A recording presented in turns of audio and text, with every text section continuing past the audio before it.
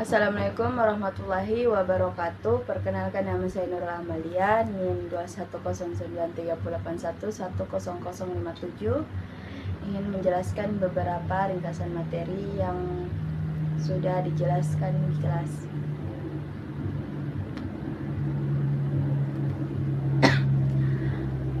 Langsung saja, materi pertama, realisasi pengalaman Pancasila secara objektif, yaitu realisasi serta implementasi nilai-nilai Pancasila dalam segala aspek penyelenggaraan negara, terutama dalam kaitannya dengan penjabaran nilai-nilai Pancasila dalam praktis penyelenggaraan negara dan peraturan perundang-undang di Indonesia. Mungkin hanya itu ringkasan materi pertama. Selanjutnya materi kedua, Negara Kesatuan Republik Indonesia atau disebut dengan NKRI merupakan negara kesatuan yang berbentuk republik dengan sistem desentralisasi dalam pasal 18 Undang-Undang Dasar 1945, di mana pemerintah daerah menjalankan otonomi, maksudnya seluas-luasnya di luar bidang pemerintah, oleh undang-undang ditentukan sebagai urusan pemerintah pusat 8 Mei 2020. Selanjutnya kita melangkah ke materi ketiga, Pancasila. Pancasila merupakan dasar negara Indonesia.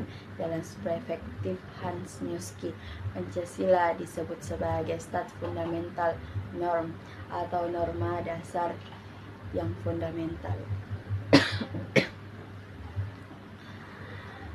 Lanjut, Pancasila lahir dari pemikiran para pendiri bangsa pada 1 Juni 1945 silam, yang kemudian disebut sebagai ideologi bangsa. Kata ideologi berasal dari bahasa Yunani, dari kata idea dan logos. Idea artinya mengetahui pikiran, melihat dengan budi, sedangkan logos artinya gagasan, pengertian kata dan ilmu. Dan ada juga pengertian drumnor dan stat fundamental al-norm, yaitu grumnor. Untuk memahami konsep grumnor, ada perlunya kita memahami terlebih dahulu teori kemurnian hukum, the pure theory of law, dan teori hierarki norma yang dikemukakan oleh Hans Kelsen. Lanjut, stat fundamental al-norm. Adapun konsep stat fundamental al-norm dikemukakan oleh Hans Newski.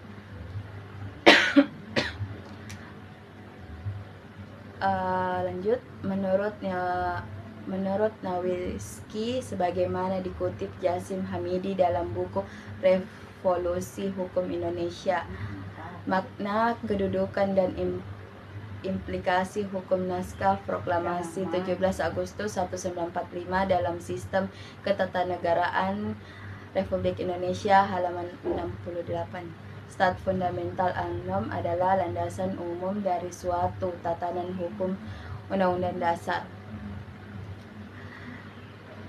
Dalam bukunya Teori Hukum Murni, Dasar-dasar Ilmu Hukum Normatif, The Pure Theory of Law, halaman 218, Hans Kelsen memulai dengan membedakan apa yang ada atau is dan apa yang seharusnya atau of. Mungkin hanya itu materi ketiga. Selanjutnya lanjut materi keempat, Pancasila digunakan sebagai dasar untuk mengatur pemerintah negara dan dasar untuk mengatur penyelenggaraan negara. Ada 5 prinsip sebagai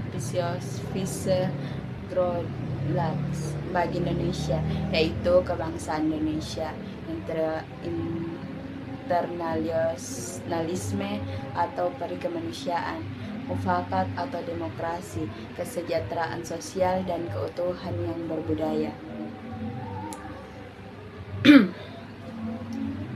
Dari sudut sejarah, Pancasila sebagai dasar negara pertama-tama diusulkan oleh Insinyur Soekarno pada sidang Badan Penyelidik Usaha-Usaha Persiapan Kemerdekaan Indonesia tanggal 1 Juni 1945, yaitu pada waktu membahas Pancasila sebagai dasar negara. Sejak saat itu pula Pancasila digunakan sebagai nama dari dasar falsafat negara dan pandangan hidup bangsa. Meskipun untuk itu terdapat beberapa tata urutan dan rumusan yang berbeda. Apa itu Pancasila dan Undang-Undang 1945? Pancasila merupakan dasar negara Indonesia.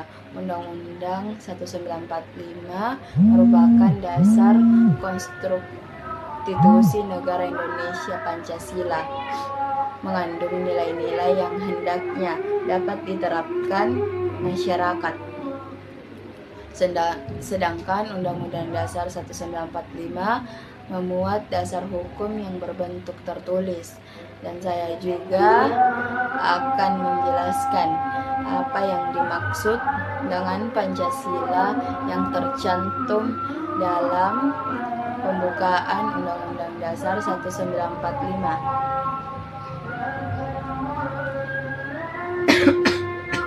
Pancasila sebagai dasar negara berarti Pancasila dijadikan pedoman dalam bertingkah laku dalam kehidupan bermasyarakat, berbangsa, dan bernegara. Pembukaan Undang-Undang Dasar 1945 alinea keempat menegaskan bahwa Indonesia memiliki dasar dan pedoman dalam berbangsa dan bernegara, yaitu Pancasila. Mungkin itu saja ringkasan materi keempat. Selanjutnya materi kelima, Pancasila sebagai paradigma.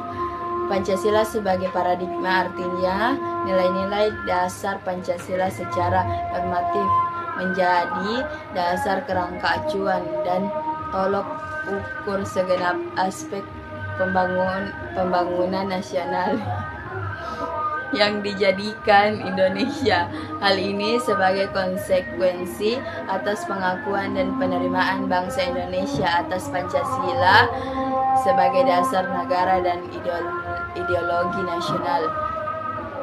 Mungkin hanya itu ringkasan materi kelima. Selanjutnya materi keenam, secara harfiah Bhinneka Tunggal Ika diterjemahkan menjadi beraneka satu itu, yang bermakna meskipun berbeda-beda tetapi pada hakikatnya bangsa Indonesia tetap satu kesatuan.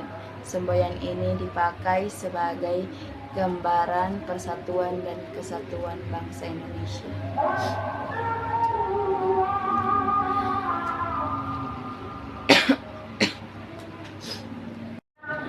Mungkin hanya itu beberapa ringkasan materi yang bisa saya paparkan. Mohon maaf jika ada kesalahan dalam tutur kata yang menimbulkan ketidaknyamanan Anda. Wallahu muwaffiq ila aqwamit thoriq. Wassalamualaikum warahmatullahi wabarakatuh.